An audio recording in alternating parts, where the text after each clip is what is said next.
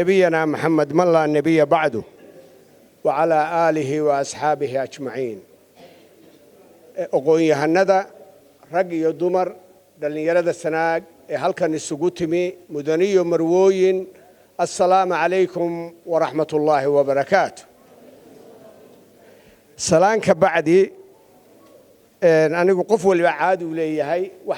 waxa ilaahayna faray oo sunnada rasuulka calayhi salaatu wasalaam dad muslina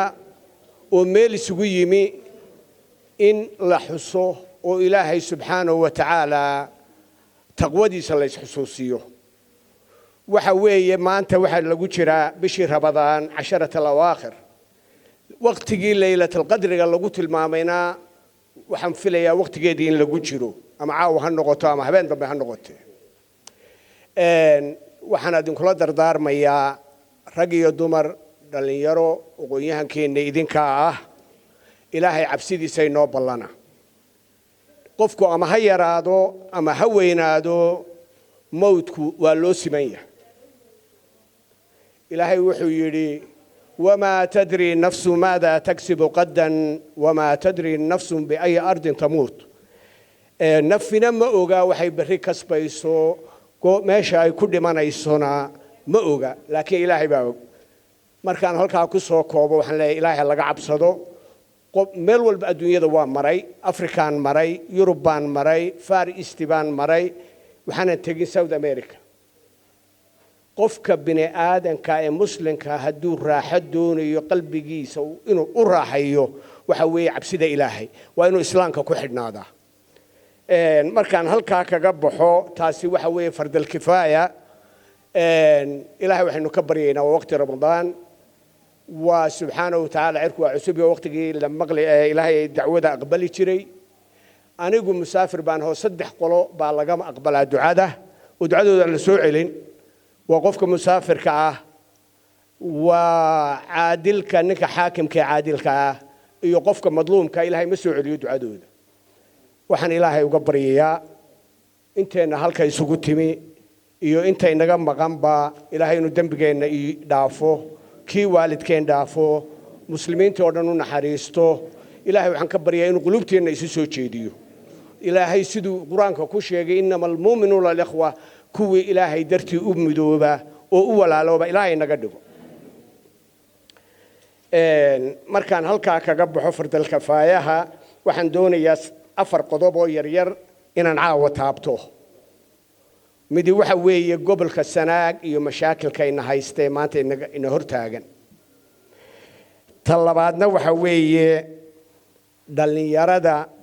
Somaliland gaar ahaan gobolka Sanaag dhibaatada wixii dhibe haysta. ka saddexaadna waxa weeye populationka Somaliland waxa la yiraahdaa dumarku waa 50% ama 60% dumarkana iishoogadeen in yar ka taabtaan jecla. qodobka afraad ee aan ku soo gabagabeyn doonaa wuxuu noqon doonaa dadka naafada ah ee Somaliland ku nool gaar ahaan Cerigaba ku nool inaan iyana in yar ka taabto.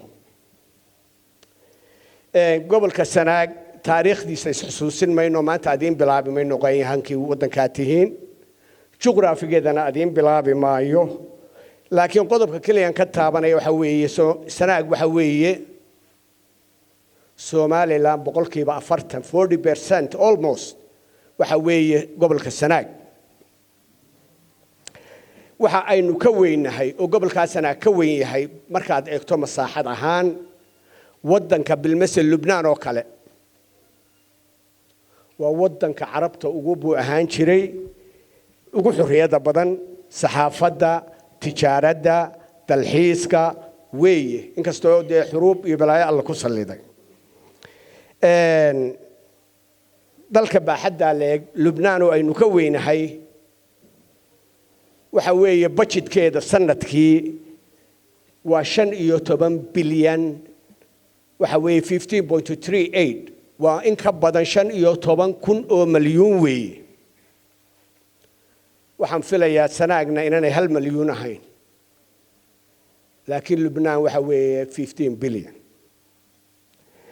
sababta ay ku dhacdayna in yar baan ka taaban doonaa haddaan ku soo dhawaado gobolka baaxaddaale waxaa haysta dhibaatooyin aad iyo aad u fara badan oo dhinacyo badan taabanaya bay leeyihiin oo ay ugu horeyso xagga horumarka socialka dhaqaalaha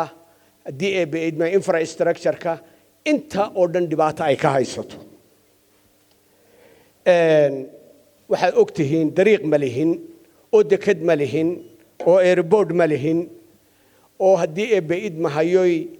wax allaale wax infrastructure oo gobolkaa dhan ee intaa leegi uu leeyahay ma jirto waxaa jira jidkaa yaree googo'an ee Burco ilaa Cerigaabo isku xidha oo isna aan dhammaystirayn iyo jidkaa ka soo socda bariga ee halkaa iyo Ceel Daahir intaana waxaa qabanaya waxa weeye waa idinka waa qurba joogta waa dadkii u dhashay weeye waxa raaca jidkaa Tabca oo hadda aan filayo 3 sano inaanu wadnay ilaa haddana wax badan aan ka qaban laakiin aan qurba joogtu waxba kala hadhin intii tabartooda way wadaan kolley idinkuna dhalinyaradiinu aqoonyahankiinu baay'amashtarkiinu waa ogtihiin importance-ka ama haddii eebbaid mahayo wanaagga uu inoo leeyahay xagga dhaqaalaha iyo xagga isgaadhsiinta jidkaa Tabca isna hawshiisii kolleyba inay wax nagala qabataan oo aan lagu eegin qurba joogta taasaan rajaynaynaa dhaqaalaheena iyo horumarinta dhaqaalaha gobolku waxa weeye meel adag bay taagan tahay dhaqaalaha waxa lagu qiyaasaa waddanka haddii aad doonayso inuu horumaro waa inuu yeelahay infrastructure waxa weeye waa dariiqyadii waa dekedii waxa weeye bridge-yadii waxa weeye wixii waa laydhkii waa wixii wax lagu qabsan lahaa oo dhan intaa oo dhan waynu ka aradanna marka aynu sidaa nahay maxaynu haddaba haysanaa waxaynu haysanaa xeebta ugu dheer Soomaaliland inagaa leh oo waa Sanaag kalluunka ku jiraana waa ka ugu qaalisan adduunyada waxa gurta waxa weeye Thailand India China haddii eebbeeda Yemen inaga ma inta kale khalqiga Ilaahay ibnan ilma nabi Aadam baa gurta laakiin inagu waa ka aradanna waxba kama haysano waxa kale oo aynu leenahay livestock xoolo dhaqato xoolaha minaynu ka labaadnahay ama ka koobaadnahay baa la arkaa waxaynu leenahay macaadiin aad iyo aad u fara badan oo inta la og yahay ama dahab ha noqoto ama dhagxaan kariim ha noqoto ama dhuxul ha noqoto ama bahasha la yaa kobarka naxaasta mid ayna lahayn oo gobolkeena ku jirin ma jiro haddana dadkeenu rag iyo dumar waxba inagama soo galaan waxba kama faa'iidno dhalinyaradiina waxaana u markhaatiyay intiina halkaa fadhida ee wada iskuul ka soo baxay jaamacada ka soo baxay haddana maanta derbiyada halkaa fadhiya waan xabad shaqo haysan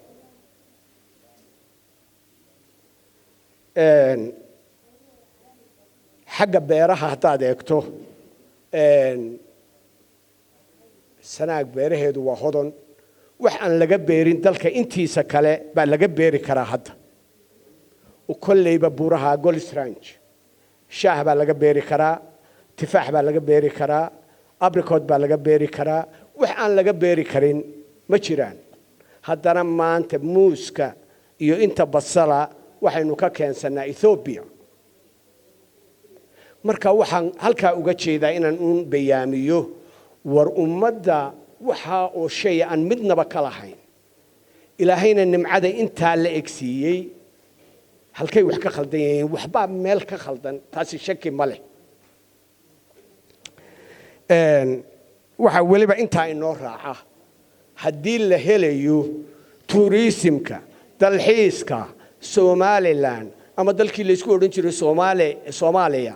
ama shanta Soomaaliyeed meel kaga fiican oo dalxiis laga sameeyo ma jirto inta haddana midna kuma lihin wax allaale waxaynu ku leenahay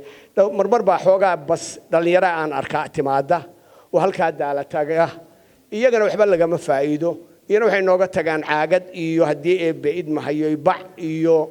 xabad sigaar ay nooga tagaan wax dalka ka soo galaana ma jiraan sababtu weeye wax ay si looga faa'iido wixii lagaga faa'iidi lahaaba ma hayno waxa ugu badan inanka gaadhiga ka kireeyay in uu in yar ka qaato nooliya laakiin wax kaloo inaga soo galaa hudheel ha noqoto cunto ha noqoto dhulkan ay tegayaan fiil laga qaado lacag dariiq looga qaado wax allaale waxaasi ma jiraan marka waxa weeye aan jeclahay caawa inaan isweydiinno waddankeennii waxa oo nimcayhi yaaleen oo waxa oo baahi ay yaaleen xaggay wax ka khaldan yihiin waxaan filayaa markii dagaalkii labaad adduunyada dhacay Japan qunbulo duriya lagu dhiftay Hiroshima and Nagasaki waxa laga dhigay aakhira loo diray waa la tirtiray wax allaale waxay haysteen ma jirin warshadahoodii waa la baabi'iyey intoodii mutacallimiinta ahayd waa laga takhalusay wixii madaxaha waa laga takhalusay waxa soo hadhay shicibka caadiga baa soo hadhay haddana Japan maanta waxa weeye dhaqaalaha saddexaad ee adduunyada weeye haddaad eegto Honda Motors shirkadda samaysa Honda la yiraahdo waa number 3 in Japan ninkii bilaabay oo bari dhaway dhintay oo Ilaahay cimri siiyay wuxuu ka bilaabay baaskiilka wuxuu ka degay empire dhan buu ka tegay marka waxaan anigu qabaa waxa oo dhibaato ay yaala laba meelood ba waxbay naga haysta waddanka Somaliland guud ahaan waxa inoo soo galaa waa wax kooban waxa kooban waxa la arkaa sanadkan inuu budgetkeenu 400 milyan yahay laakiin 400 milyan looma sinna meesha la yiraahdo Sanaag waa meesha ugu dambaysa ee ugu budgetka yar weeye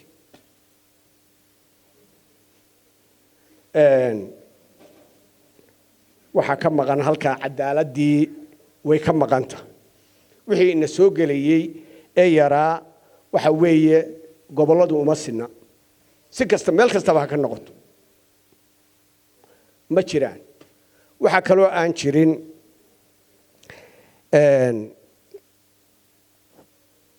innaga nafteenu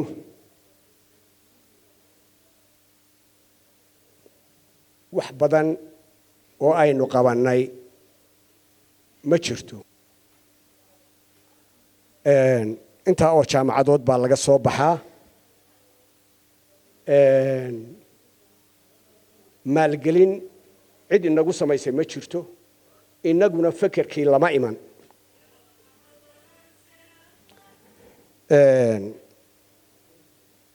waxaan qabaa waxyaabo badan oo ina hortaagani way jiraan laakiin waxyaabo badan oo inagu xidhan oo gudaheena ah oo weliba qoladiina aqoon-yahanka ee dhalinyarada ee maskaxda fresh ka haya baa qudhiino culays bayda saaran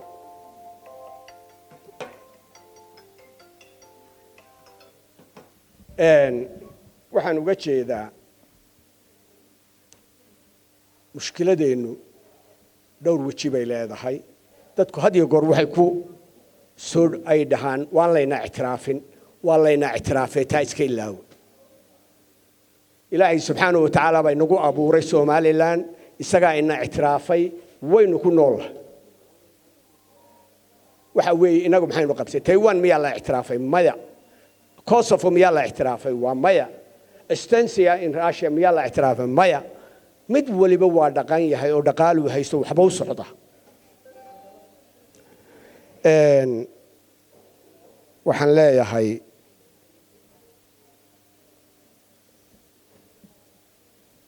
wax badan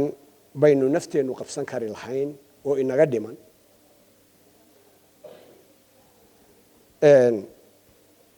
haddii aad doonayso inaad mujtamac hore u mariso dhowr meelood baad u baahan tahay inaad hore uga mariso waxaa ka mid ah educationka tacliinta healthcare caafimaadka dhalinyarada oo skill development loo sameeyo ama waxay ku shaqaystaan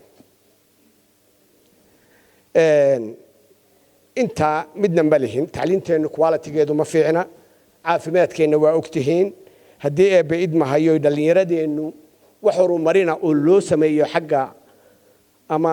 sportska ha noqoto ama haddii eebbe xagga job creation ha noqoto sidii shaqo loogu abuuri lahaa haddii eebbe idmahayo sidii trade loo bari lahaa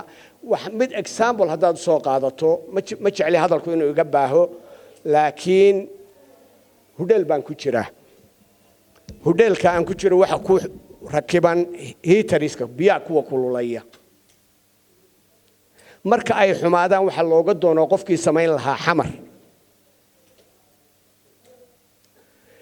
waxay ku kacdaa ilaa 5,000 qofka hudheelkiisa diyaaradiisa halkii la keenayo waxa oo dhan baa loo baahay malihin meel lagu sameeyo heaters malihin electricians malihin hadda gaadhigayga wuxuu ahaa wiigii hore accident buu galay hargeysaan u diray erigaabo waa laga heli lahaa nin farsamo yaqaana ama dad baayac mushtara oo maal geliya oo dhalinyarada shaqada la tababara oo hadhowto aynu isna ka faa'iido inana aynu ka faa'iidno way dhicila markaan ku soo dhawaado dhalinyarada maanta waxa haysata tacliintii aan quality lahayn shaqo la'aan baa haysata haddii eebbe idmahayo waxa haysata maalgelin la'aan inta oo dhan wayna haysata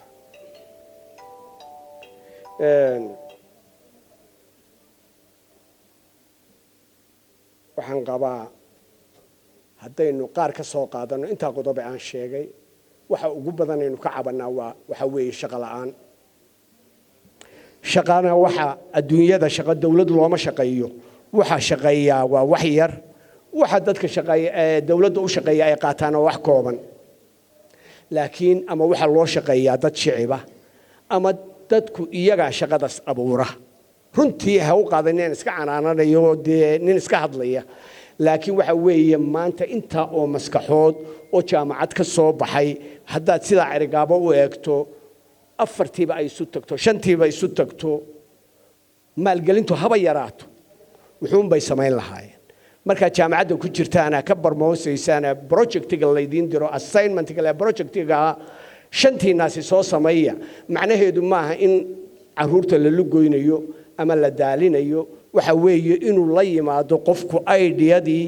uu wax ku qabsan lahaa inuu la yimaado waxa loo baahan yahay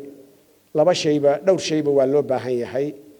xagga tacliinta waayo jaamacadaha halka waa laga sameeyay meel walba jaamacad baad ku arkaysaa laakiin trade school farsamada gacanta ah oo kii barco kale ama hargeyso kale ah tii halka ma yaalo dalka intiisa kale inuu yaalana filmaayo marka waxa qasab inagu ah in aynu ka faa'iiday la doono dadka maal qabeenka waa la helayaa inay inoo furaan school farsamada waa point waxa kale oo loo baahan yahay dhalinyaradu inay fikir la timaado cid maal gelisa adduunyada waxa la kala iibsadaa maanta waa information waa idea la kala iibsadaa lama kala iibsado hadda Europe Mareykan Canada Australia midna wax dhara ma sameey dharka wax lagu sameeyaa adduunyada Mexico iyo Bangladesh iyo wixii la mid ah waxa la iibiyaa waa technology waa information meeshaas lacagta laga sameeyaa maanta hadda intiina IT-da isu tagtaan oo meel furataan oo call center samaysaan shirkadahan Mareykan hadda waxa weeye waa galin dambe Japan waa habeen inta centerkoodii baa tihiin waxa isku xidhi lahaydeen kuwa hurda baa shaqadoodii qaban lahayd Uganda kale waa laga sameeyaa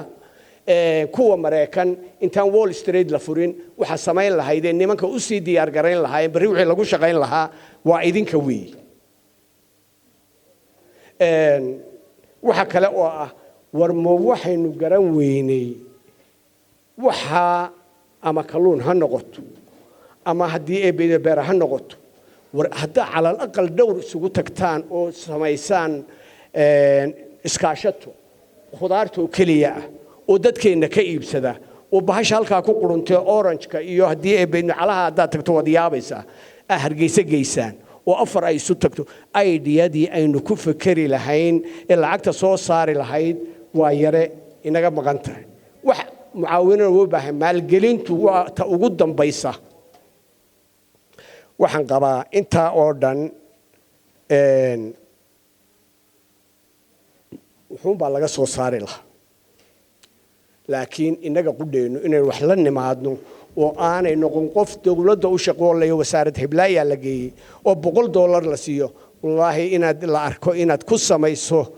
saacado $100 ee bishii dawladdu ku siiso haddii ilaahay kula qabto oo isticmaashaan tacliintiina technology-ga maanta adduunyadii habeenkii waxa ka dhacaya habeenoo dhan waxa lagu jiraa Facebook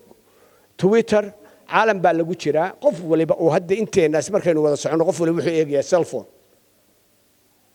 hadda ogow lacag baad ka samayn lahayd oo Alibaba baad gali lahayd oo haddii beedma hayo Alibaba Express baad gali lahayd oo 100 meelood baad wax kaga samayn lahayd haddii ideadu ay jirto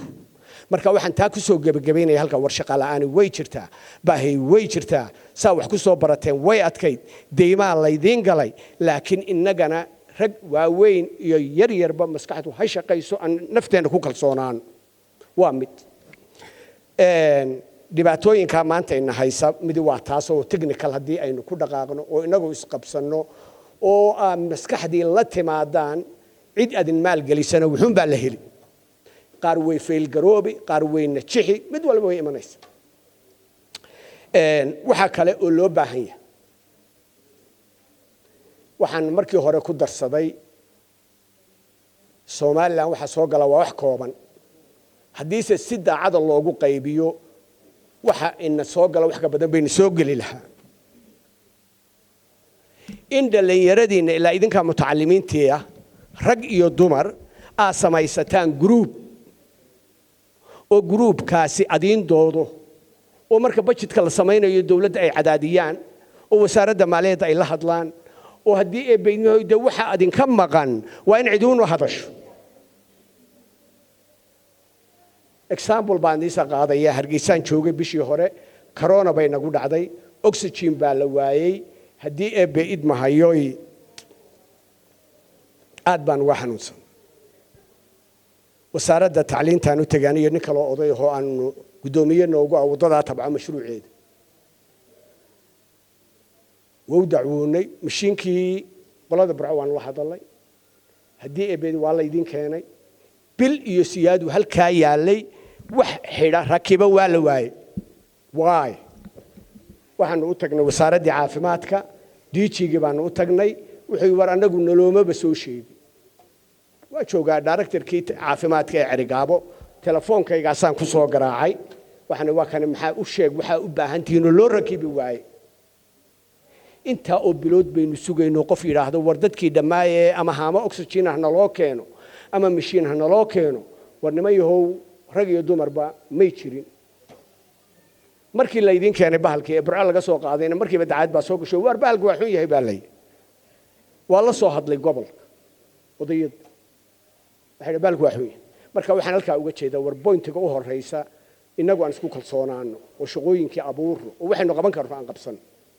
talabaadna waa inay gobolkani waa mid gobolkani 4 beelood maaha 5 beelood maaha 10 beelood maaha waa beel kaliya la yaasanaag ma jirto wax kale oo la yiraahdo beel la yiraahdo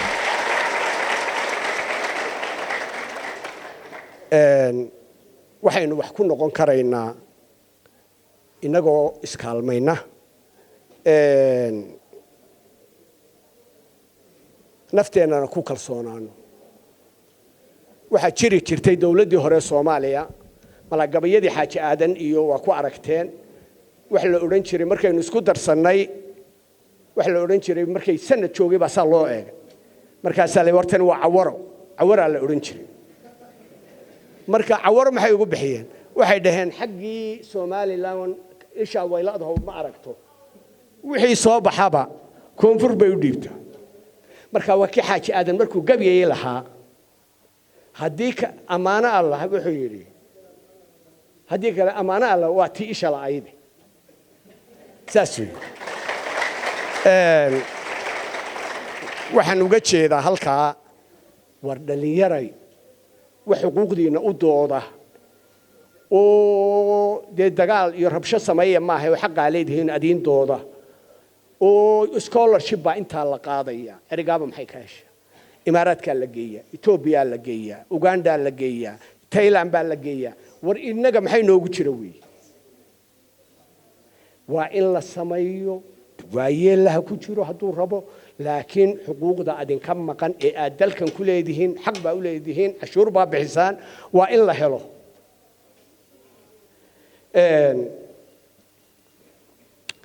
waxaan leeyahay kelmaddaa haddaan ku noqday 4 beelood iyo 5 beelood iyo 10 beelood cid tirisay garan maayo laakiin mid keliyuun baynu nahay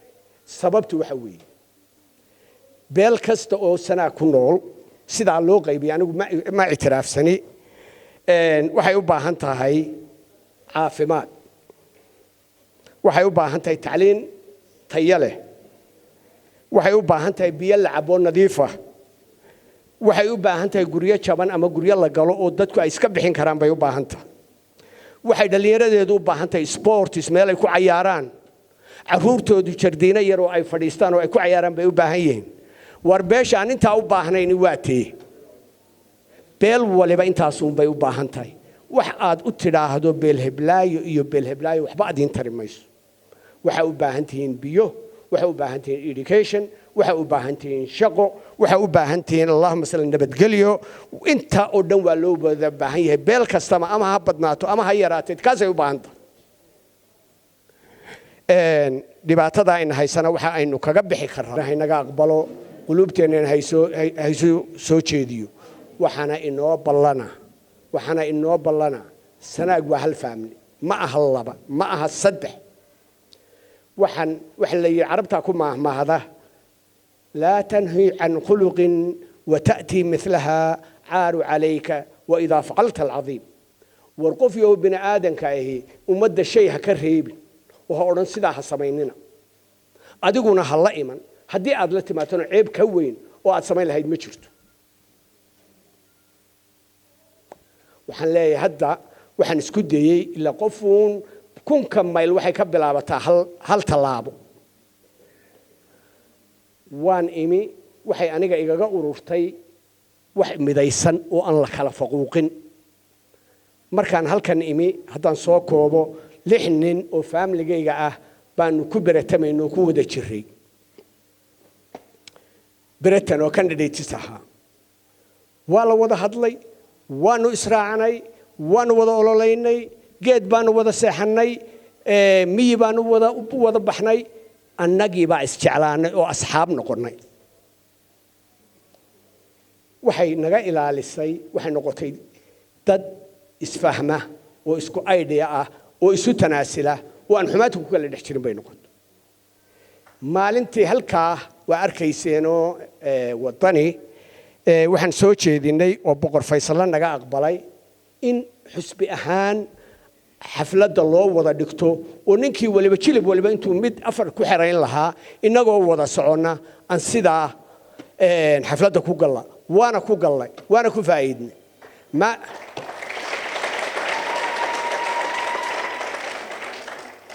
maalintii dhaweyto markaan Hargeysa ka nimi waa kan Mubaarak Muuse Dhalaal Hargeysa ku kulannay waxaan aydeedaasan soo jeedino waxaan niri war waxaan yeelaynaa aan israacno 5 baanu ahay intii midba 4 gaari meel loogu keeni lahaa inagoo xusbiya oo wada sanaaga aan tagno magaaladeena iyo dadkeeni sidaasaanu adinku nimi sidaasaan noogu soo dhaweyseen insha Allah waxaan rajaynayaa in ay inoo socoto midnimada iyo good example ay noo noqoto oo ay noqono dad isku mid ah qoladayada waxaan kula ballamaya qoladayada aniyo baan kala joognaa dhowr nin baan ku joognaa nimankii ahaa musharaxiinta wax inoo ballana way dhamaanaysaa siyaasaddu haddii bisha ka bacdi way dhamaanay laakiin derisnimadu tullimadu qaraabnimadu xididnimadu way hadhaysaa